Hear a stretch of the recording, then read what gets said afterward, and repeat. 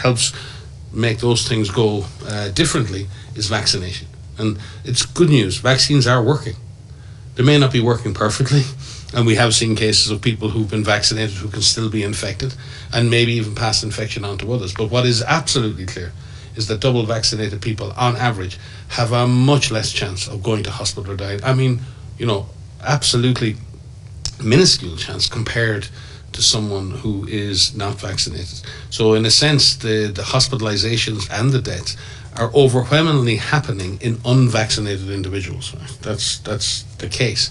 And that's where I think we have to make progress, Alex, is South America, Central America, and other places around the world need more vaccine if they're going to break this deadly cycle of cases leading inevitably to high levels of hospitalization and high levels of death. Thank you, Mike. And there's so many follow-up questions. I don't know even where to start. I'll try to go chronologically. Mike, you mentioned on emergency committee recommendations regarding travel, and Maria also mentioned importance of travel, especially for island states who depend on tourism. And one of our viewers was asking, will travel bans be lifted? I know that countries are putting different measures in place to minimize the risk of travel, bringing more infections, but maybe you can elaborate a bit more on what the committee recommended, and also what is WHO recommendation on travels at the moment in time of COVID-19. We've put out more guidance on international travel in the last couple of weeks, and that's very much been endorsed by the committee. First of all, WHO always tries to balance the public health measures which may affect travel and the need to keep and not to interfere with normal travel and normal trade. It's a balance you have to strike. Like everything, it's the same with the balance of opening schools or not opening schools, or opening workplace or not opening workplace.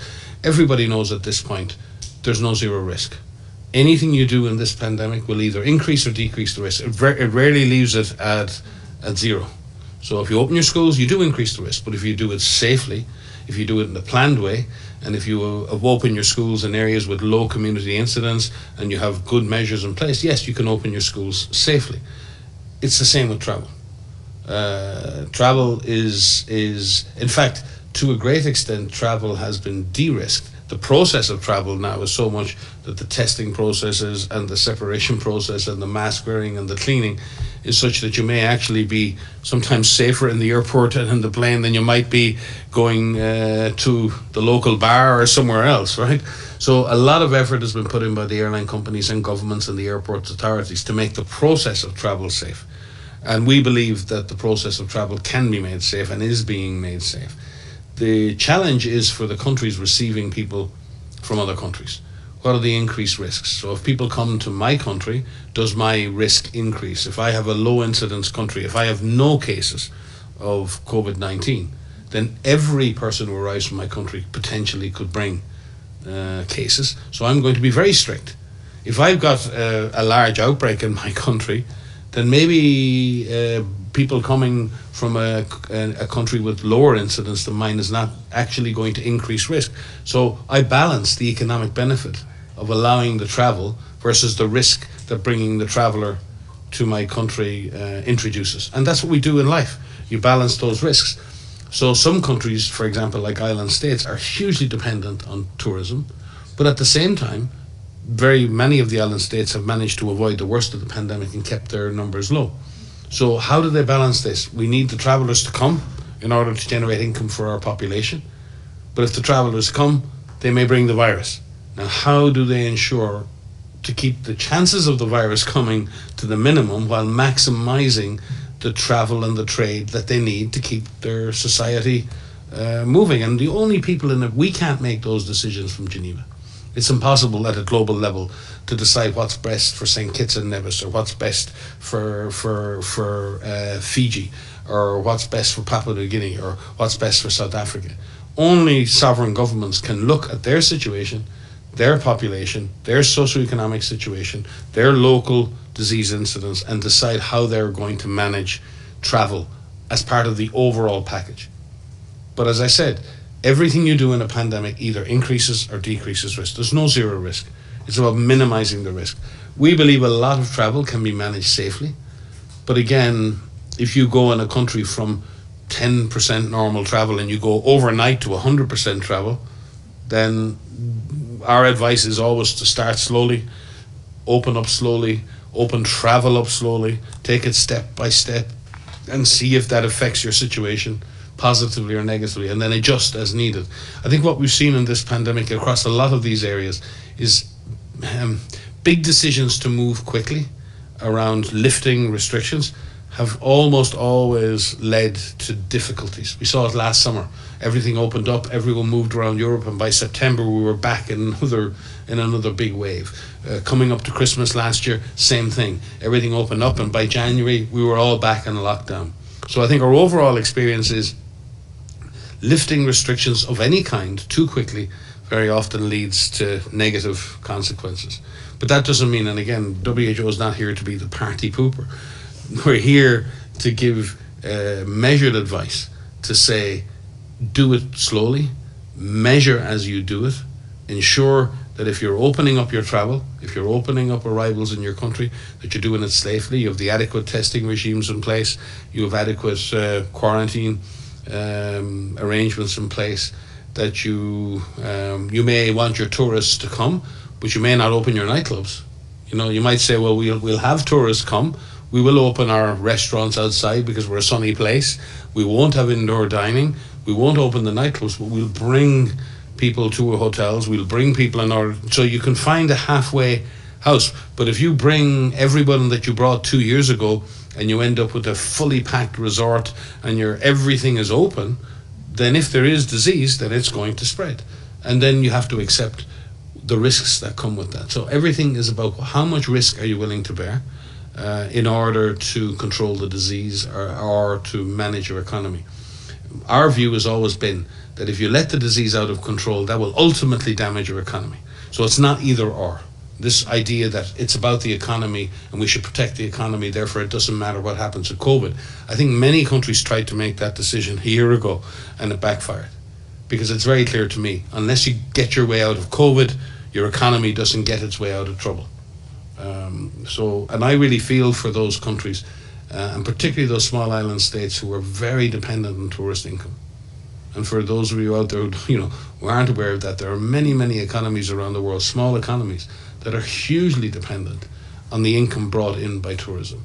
And we fully understand that in those situations, those governments have to make choices that on the outside may not appear to be driven purely by epidemiology or by the pandemic, but sometimes they're not in a position to make another choice because they're genuinely trying to balance the social and economic stability of their country with the epidemiologic situation. And that is not always easy, particularly where your whole economy is depending on having those tourists. So, but our advice is always do it with your eyes open. Please don't do it with your eyes closed. Do it with your eyes open. Recognize the risk and say, if we're doing this, then we're bringing risk. How are we going to manage that extra risk?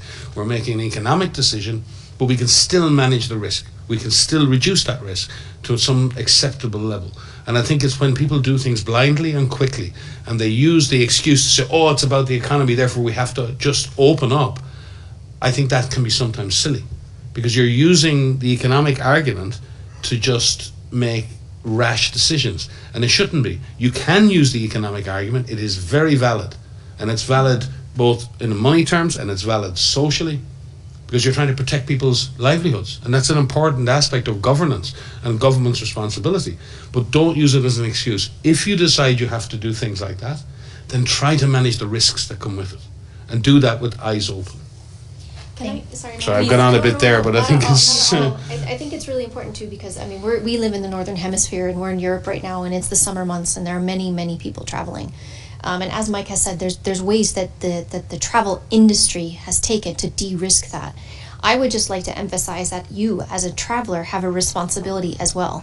So there are measures that are put in place. First of all, ask yourself, do you need to travel? I still think in the acute phase of this pandemic, we need to at least pause and ask that question. And the answer to many is no. But the answer to others is yes, they need to see a sick loved one they haven't seen in 18 months or however long that may be, or they need to travel. But there are a lot of people that are finding ways to travel, in the countries that they live in the areas that they live in. There are many people that can't afford to travel. I mean, this is a high income problem right now, quite frankly. And I do think that those who are traveling need to take responsibility for how they travel. If they're asked to wear a mask through traveling, wear that mask. Carry your hand gel with you. Take all of those precautions as you go through that stage of leaving your house to entering into that other country, that other place that you live. And when you're in that country, act responsibly. So there are measures that are in place. Adhere to those measures. Still, be smart. Play it safe. You can still enjoy a holiday, but eating outdoors versus indoors, avoiding the indoor crowded spaces. The virus travels in people, and so you could be infected in the place that you are traveling. You have a responsibility to keep yourself safe, keep those who you're traveling with safe, and also not to bring the virus around with you. So I think there's a lot that people can do, and industry is doing their best to get the society back open, but we as individuals also need to do what we can to minimize that risk. It isn't a free-for-all. There is no free-for-all. There is no zero risk right now. And I think that, don't travel if you're feeling unwell, first and foremost. Stay home if you're unwell, get a test, seek medical help, and then follow the rules.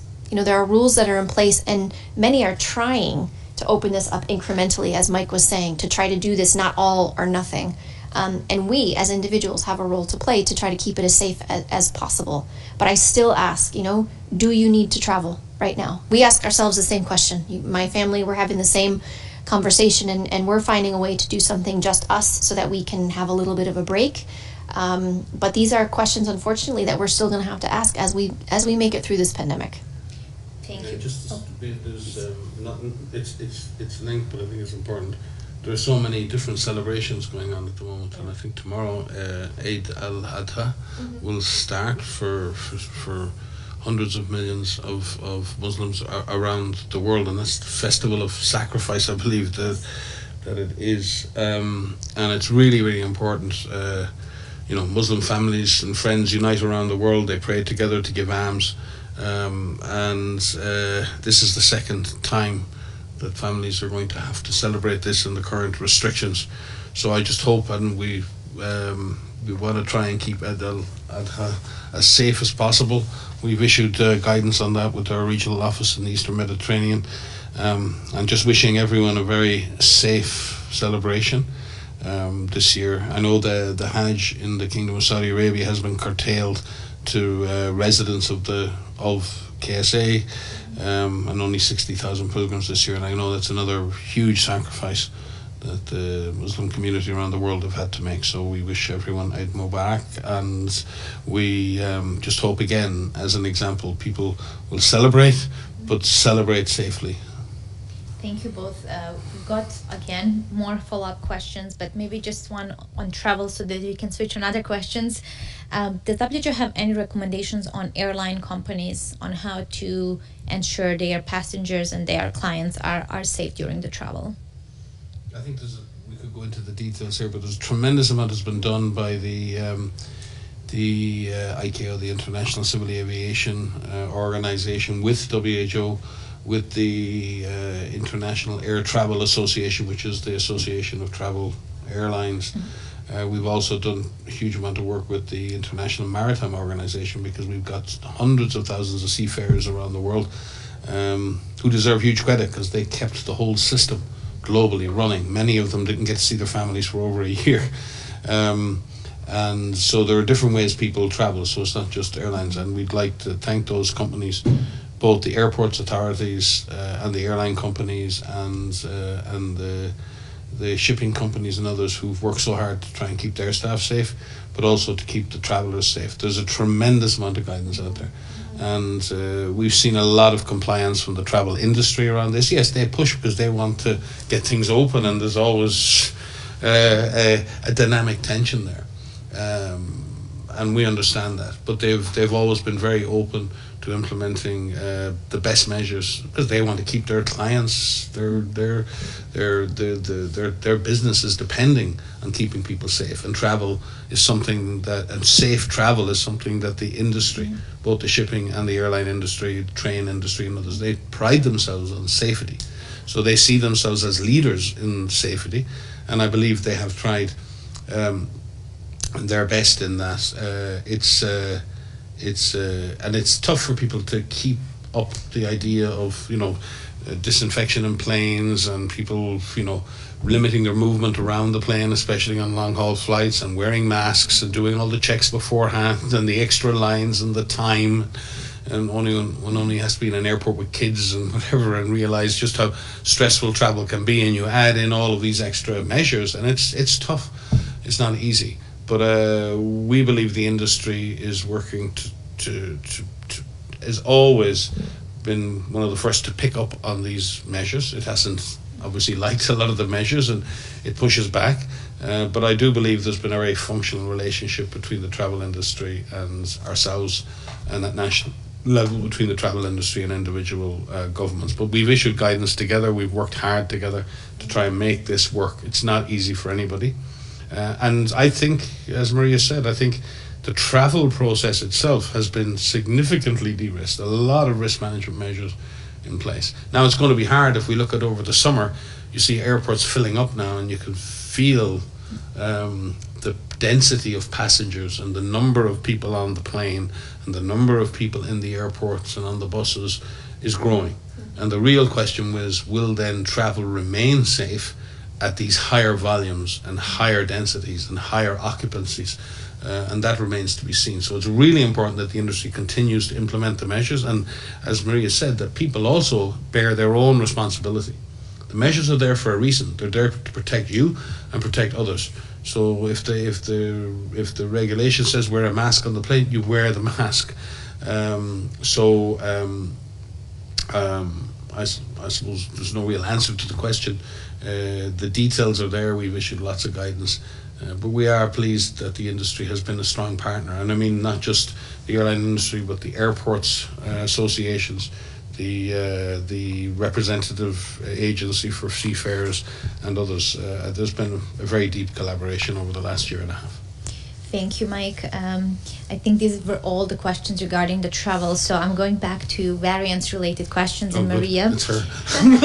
Here's one for you. Adam variants. I think this was the second question we received, so it was a while ago.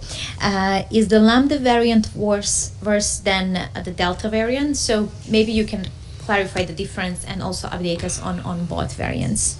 Okay, so yes, so the Lambda variant is a variant of interest that WHO is tracking at a global level. It was classified as a variant of interest in mid-June. It was first reported from Peru in December 2020, so it's a relatively young variant, if you will. Of course, they're not alive, but it was detected relatively recently. And it's circulating in a number of countries, primarily in the Americas, although it has been detected in more than 30 countries so far. What we do when we're tracking these variants is we're looking at their transmissibility, we're looking at if there's any change in severity or any impact on our countermeasures, like the public health and social measures or therapeutics, vaccines, diagnostics. And so far we haven't seen any change in the Lambda variant. So it very much remains a variant of interest that we're tracking. And what we've seen is that there's only a few thousand sequences of the Lambda variant that have been reported in the public platforms like GISAID. And so what we've seen is that in countries that have detected it, it hasn't really taken off. In many of those countries, in some countries in the Americas, it is circulating. But the Delta variant, the Alpha variant, the variants of concern are outcompeting the Lambda variant, for example. So it is one to watch. It is one that we are working with our Virus Evolution Working Group on. We're working with our member states, to receive any information that we can on that. So we're keeping a very close eye on the Lambda variant. And you asked about the Delta variant as well? So the Delta variant is the latest variant of interest that we are tracking again at the global level. And there is definitely increased transmissibility with the Delta variant. We're trying to better understand why, the reasons why Delta is more transmissible. We don't have the full picture yet of this. We do know that some of the mutations that are identified in this particular variant, for example, I'm only giving one example because there's many mutations identified in the Delta variant, for example, will allow the virus to adhere to the cell more readily, more easily, and therefore infect the individual easier. We are working with a number of our technical networks to really look at the incubation period of the Delta variant, to look at the exposures that are being reported, because we know exposure that results in infection relates to a number of different factors. It isn't just a time. You know, many people say, how long does it take for me to be in the presence of an infected person to get myself infected, or for me to be infected? But it depends on the setting. It depends on the type of exposure that you have. It depends on if I'm literally spewing or spitting infectious particles at you. If we're in an indoor setting that has poor ventilation, there's a lot of combination of factors. Or if I'm in front of you in a closed setting for hours upon hours. So what we're looking at is, in the context of Delta, can we bring together all of the information that we have on transmission and see if there are any changes? And if so, what does that mean for the recommendations that we have? So the Delta variant is more transmissible. We have in 2 countries data suggesting that there is an increased risk of hospitalization. But within those countries, we have not seen that translate into increased severity, increased death. But we're still waiting to learn more, because, as you know, if somebody is hospitalized, it may take some time for them to reach their outcome, whether they recover or whether they succumb to infection, whether they die. But right now, we have not seen Delta translate into a higher case fatality rate, meaning the number of people that are infected with Delta don't die more often than other variants. But again, I should say, at the present time, the virus continues to change. We're tracking at least 2 sublineages of Delta right now, the AY1 and the AY2. And so there can be changes that will continue and render it more severe. And so this is what we worry about, Alex. What we worry about are the changes. And so for now, the Delta variant is more transmissible. Our diagnostics work. The public health and social measures work, although given that it has increased transmissibility, they need to be more stringent, they need to be more strictly used, and perhaps for a longer period of time. Again, that does not mean lockdown.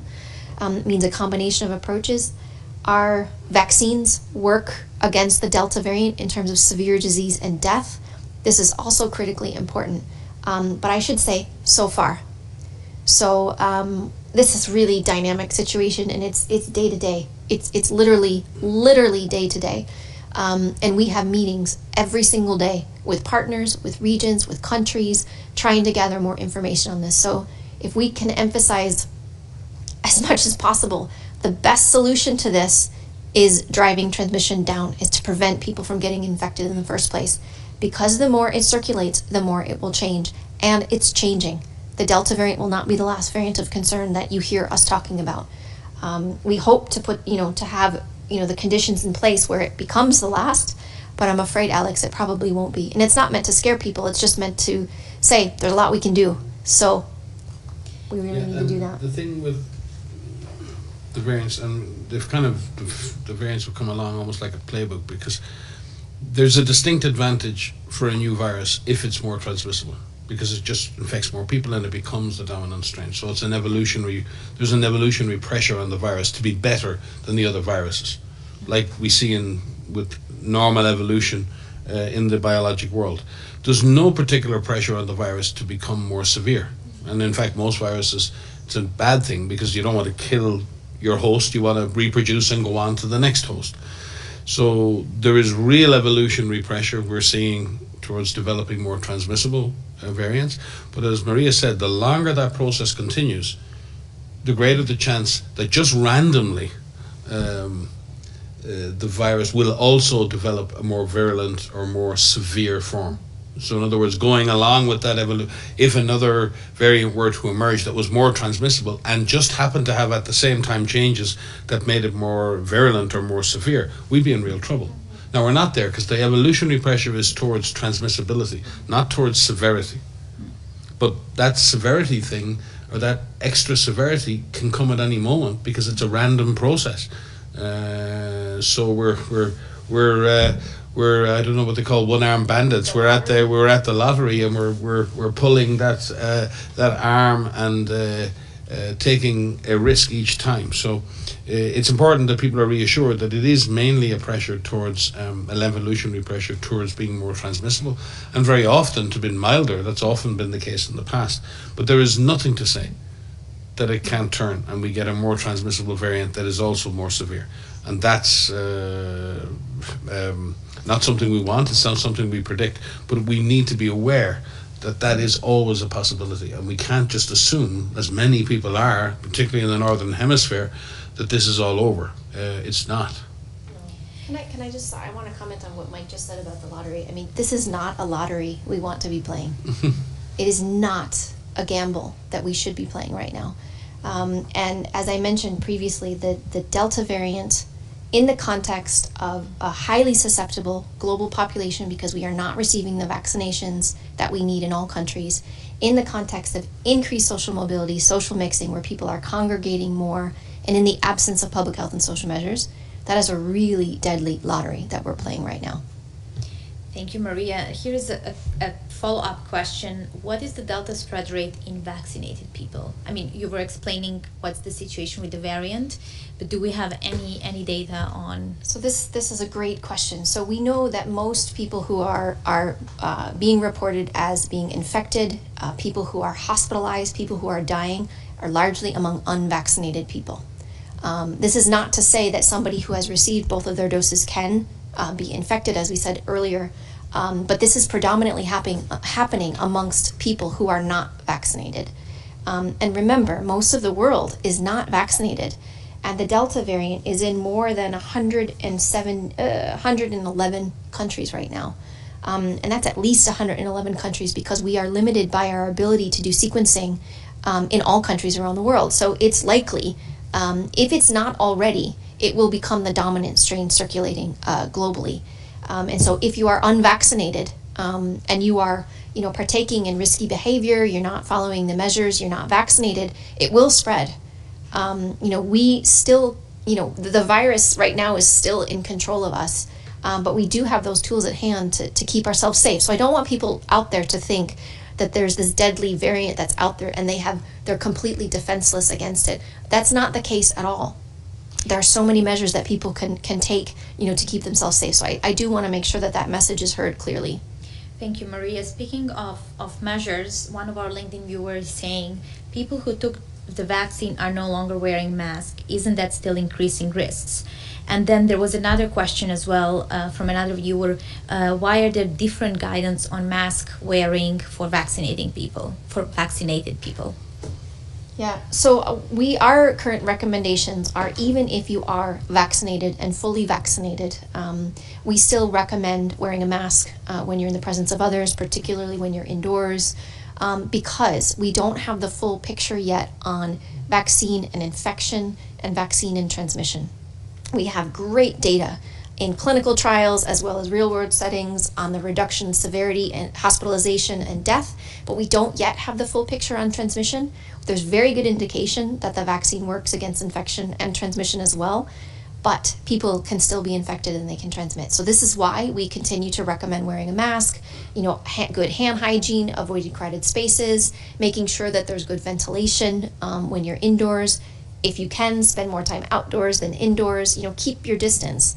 So again, it's there is no all or nothing, there is no one size fits all, but we recommend a comprehensive approach because all of these different interventions add layers of protection.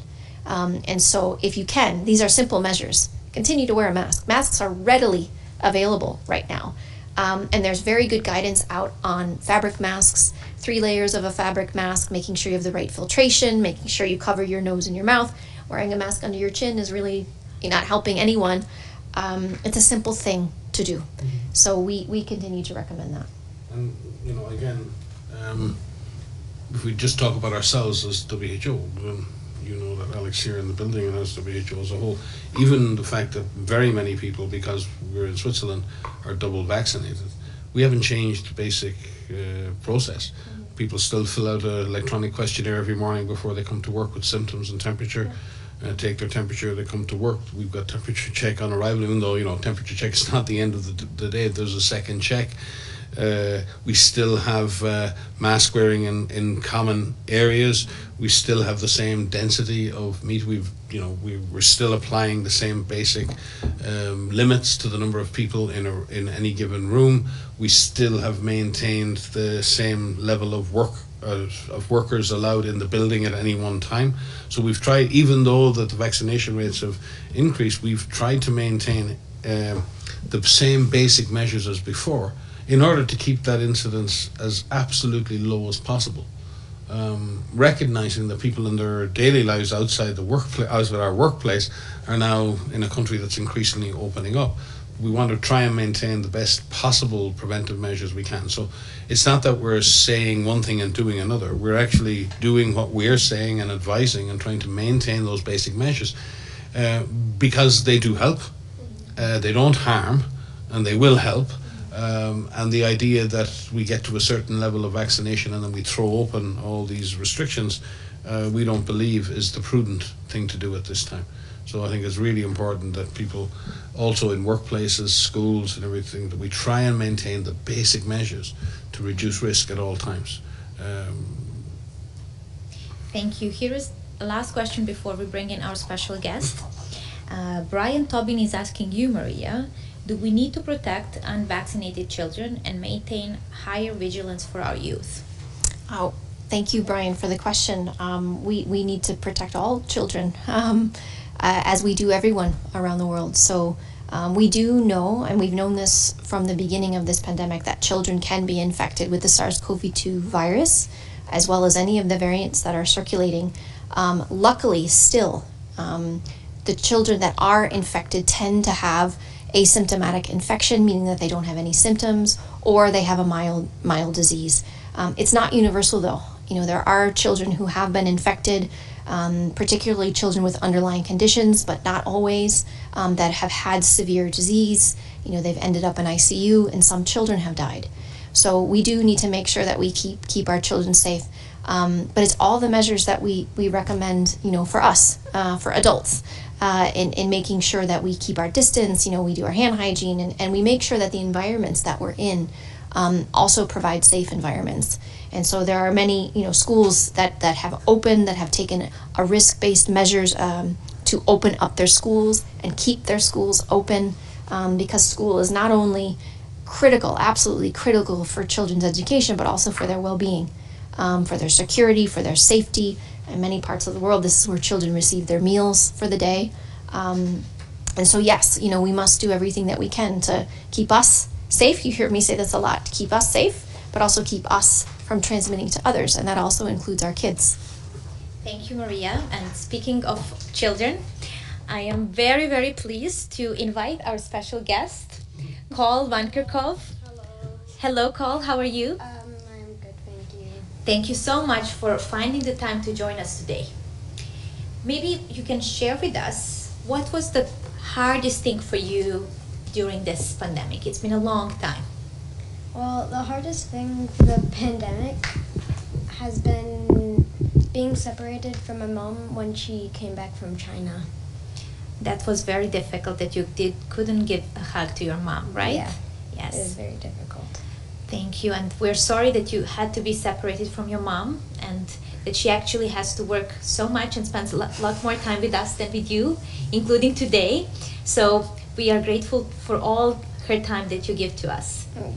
So I'll give the floor to you now, because you give us your mom. Now I give you the floor to ask any question that you would like to ask your mom or Dr. Uncle Mike Ryan. I don't really mind which one of you answers, but I wanted to ask, when do you think COVID will be over? Oh, I'm going to try not to cry. I was going to cry. I don't know, honey. I wish I knew. Maybe, Mike, you can take the I time. will start. Yeah, I've got asked this question before, Paul, in school, because it's the one I want to know the answer to as well.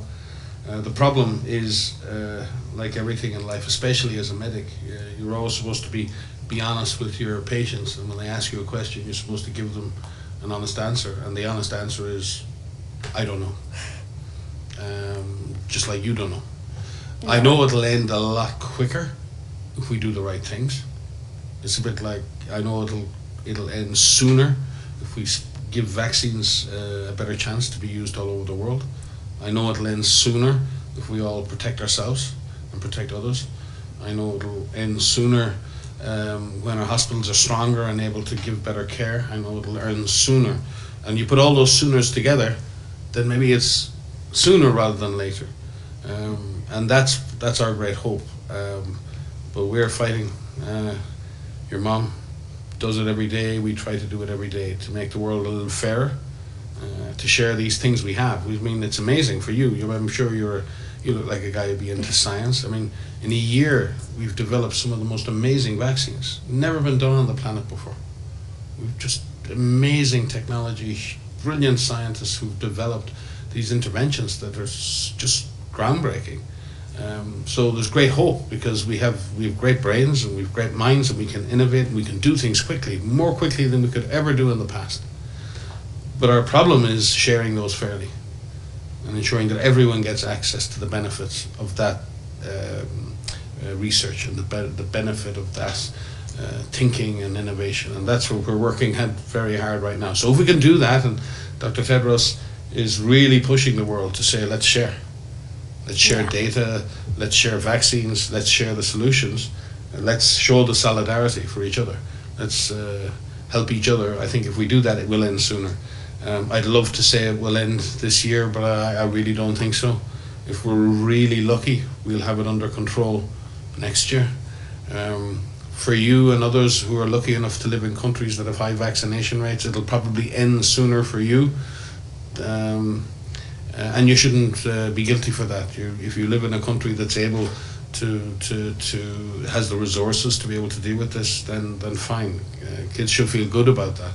But we should also think about those kids that live in countries that don't have that. And kids can be big advocates. Kids should be asking their governments. You should be asking everyone. So why aren't we sharing? Because that for me is the big problem we have right now. We're not sharing enough. We're not being fair. And we learn that in school. One of the first things we learn is how to share and how to be fair, right? Yeah. And then the adults tell the kids to share and be fair. And then we go and we're unfair and we don't share. That's not a really good thing, is it? If the older people tell you to do something and then they do something different, that's not really cool. So anyway, that's what I think. But I was telling before, I have a poster on my wall because of a really bad time last year. We were really under pressure and it was just brutal here. It was really terrible. And we were very, very demotivated. And I got a poster one morning. Maria arrived and she said, Cole sent you something. And it was a poster and it had a rainbow on it and the sun and it had good job. And it's still in my office on the wall. It is the only poster on my wall is Cole's poster. So I never got a chance to say thank you in public, Cole. But it meant a lot to me. You're welcome. And if I could just say, I think Cole has been very brave this year because it's been a tough year. And I know it's not just my kids that have had a tough year. Mike's kids have had a tough year. All kids that haven't seen their parents a lot this year. It's been very difficult and he's been very brave. And he's helped me a lot. So the poster that Mike just mentioned is in a lot of people's offices here in the building. I got one as well. Thank you so much.